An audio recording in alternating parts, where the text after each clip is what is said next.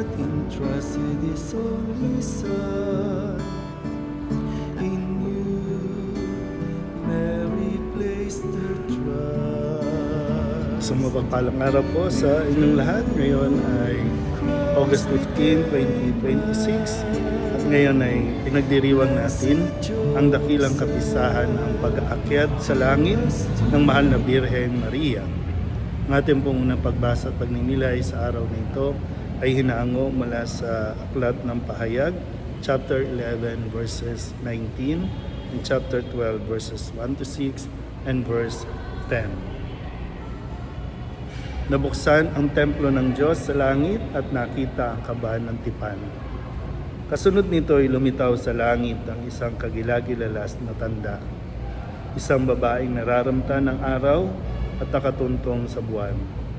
Ang ulo niya ay may koronang binubuo ng 12 bituin. Malapit na siyang manganak, kaya't napasigaw siya sa matinding sakit at hirap.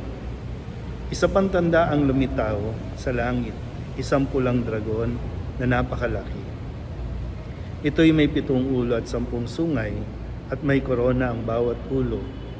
Sinaklot ng kanyang buntot ang ikatlong bahagi ng mga bituin sa langit at inihagis ang mga iyon sa lupa. Pagkatapos ay tumayo sa paanan ng babaeng malapit ng manganak.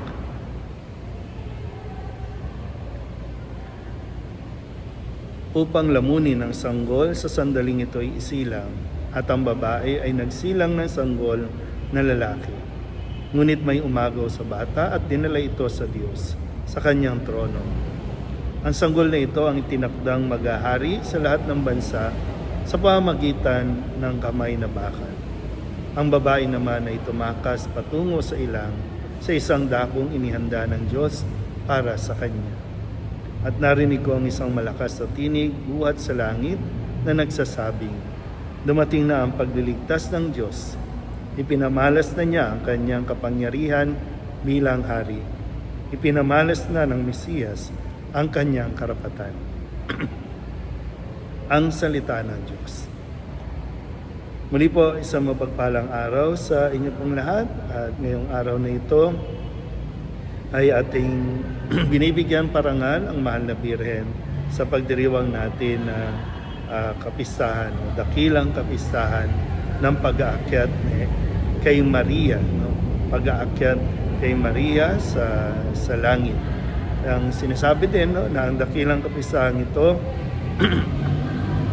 ay isang paalala sa atin ng halaga ng pananampalataya, kababaang loob at pagtitiwala sa Diyos na siyang ipinamalas ng mahal na Birhen. Alam na natin at narinig na natin ang pinakasimula ng pagtugon ni Maria sa panawagan ng Panginoong Diyos nang siya ay tawagin para maging ina ng Diyos.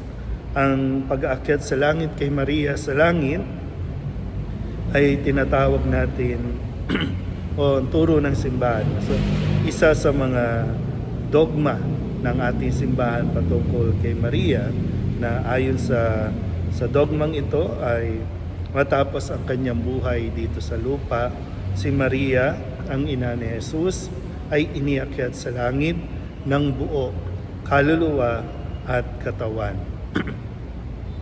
Ito ay nagsimula pa noong 1950, noong November 1, 1950, noong panahong ito ni Pope Pius XII. So ito, siya po ang nagproklama nito, no, sa pamamagitan ng isang apostolikong pahayag o constitution na tinatawag na Munificentissimus Deus. So ang dogma ay nagsasaad na si Maria matapos na ang kanyang buhay sa mundong ito ay iniakyat. So maganda po na pagnilayan natin mabuti, no?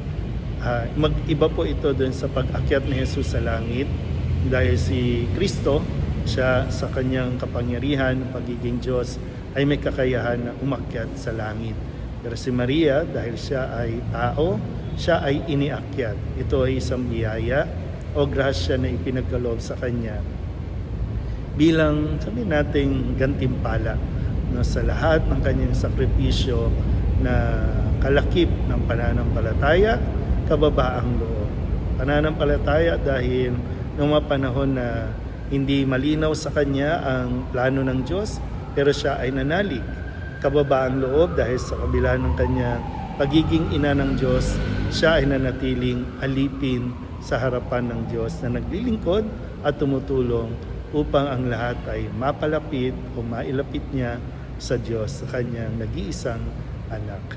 Kaya muli po, isang maligayang pagdiriwang ng pag-aakyat kay Maria sa langit o ang Assumption of Our Lady. Muli po, isang mapagpalang araw sa inyo po.